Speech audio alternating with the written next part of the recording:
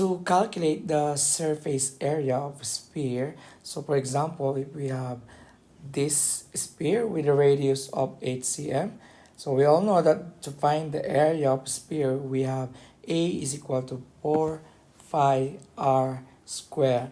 So all we have to do is substitute the formula, which is 4 times the value of pi. If we take the 3.14, so multiply by 3.14, and then radius is 8 cm, so 8 square. And then after that, we can multiply 4 times 3.14 and 8 square.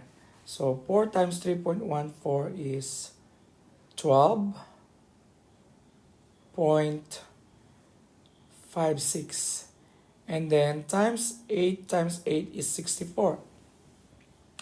And then get the area, 12.56 times 64. And that is equal to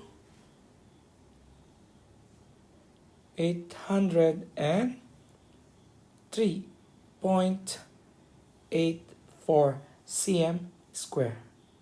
And that is the surface area of this sphere. Okay, that's all. Bye.